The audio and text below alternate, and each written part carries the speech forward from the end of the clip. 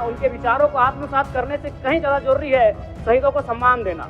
मैं एक झारखंड, चूंकि माननीय मुख्यमंत्री भी झारखंड आंदोलनकारी के सुपुत्र आज वो मुख्यमंत्री हैं, मैं भी एक झारखंड आंदोलनकारी का बेटा हूं, आज मैं विधायक के रूप में आपके बीच हूं, लेकिन आज असंख्य झारखंड आंदोलनकारी के परिवार है जो आज छत विक्षत हो चुका है। इसलिए मैं चाहता हूं जिस प्रकार एसटी आरक्षण, ओबीसी आरक्षण और एससी आरक्षण, ईडब्ल्यूएस आरक्षण के साथ झारखंड आंदोलन की लड़ाई लड़ने वाले आंदोलनकारियों के परिवार को, आश्रितों को 5% आरक्षण की व्यवस्था की जाए, ये मैं सदन से मांग करता हूं।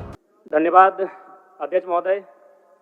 मैं माननीय राज्यपाल महामहिम के अभिभाषण की सराहना करने के साथ साथ अभिभाषण के विपक्ष में कुछ बातें रखना चाहता हूं।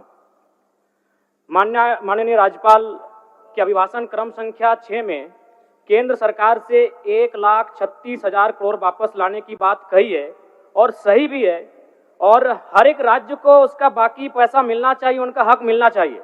लेकिन अध्यक्ष महोदय, मैं आपके माध्यम से सरकार से पूछना चाहता हूं कि राज्य के सभी बैंकों ने मिलकर 2019 से 2024 तक 5,55,018 करोड़ रुपए दूसरे राज्यों को भुगतान करने का कार्य किया है।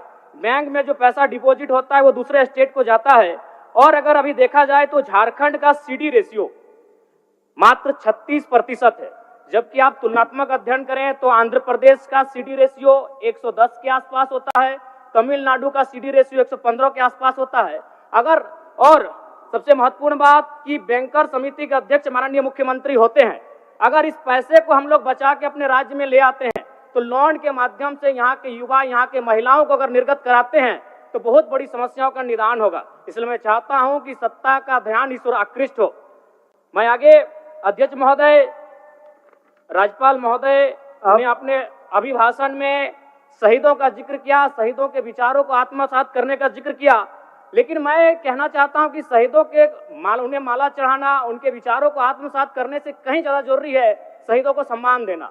मैं एक झारखंड, चूंकि माननीय मुख्यमंत्री भी झारखंड आंदोलनकारी के सुपुत्र आज वो मुख्यमंत्री हैं, मैं भी एक झारखंड आंदोलनकारी का बेटा हूं, आज मैं विधायक के रूप में आपके बीच हूं, लेकिन आज असंख्य झारखंड आंदोलनकारी के परिवार है जो आज छत विक्षत हो चुका है। इसलिए मैं चाहता हूं जिस प्रकार एसटी आरक्षण, ओबीसी आरक्षण और एससी आरक्षण, ईडब्ल्यूएस आरक्षण के साथ झारखंड आंदोलन की लड़ाई लड़ने वाले आंदोलनकारियों के परिवार को, आश्रितों को 5% आरक्षण की व्यवस्था की जाए, ये मैं सदन से मांग करता हूं। अध्यक्ष महोदय, थोड़ा सा और समय लूंगा। अब हो गया जयराम, जब सरकार का उत्तर होना है, अब सरकार फिर बाद में फिर सेकंड पारी में मौका मिलेगा। मान्यवर 30 सेकंड, मान्यवर 30 सेकंड, मान्यवर 30 सेकंड।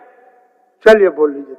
राज्यपाल महोदय के अभिभाषण में इको टूरिज्म डेवलपमेंट कॉर्पोरेशन निर्माण की बात कही है, जो कि सराहनीय है, और मैं चाहता हूं मेरे क्षेत्र में एक पारासनाथ में पुत्री गढ़ी आता है और तेलिया डैम आता है, उनका उस दिशा में भी डेवलपमेंट करने की दिशा में आगे बढ़ा जाए। और सबसे महत्वपूर्ण बात जो झारखंड के नाम में छुपा है, झाड़ और खंड, झाड़ यानी जंगल, खंड यानी जमीन भूभाग, ये एक बहुत बढ़िया संबोधन अभिभाषण रहा महोदय, जिसमें उन्होंने जीएम लैंड की जो रसीद 2017 में रोकी गई थी उसकी रसीद पुनः काटी जाएगी। लेकिन मैं साथ ही साथ यह भी चाहता हूं, क्योंकि झारखंड में जितने भी उद्योग स्थापित हैं, चाहे वो रांची का एचईसी हो, सिल्ली का हिंडाल्को हो, सरकार का उत्तर माननीय मुख्यमंत्री जी, यदि 20-25 वर्षों के बाद उन उद्योगों की जमीन खाली पड़ी है, माननीय मुख्यमंत्री जी को वापस कराई जाए, मैं आपसे ये मांग करता हूँ। धन्यवाद।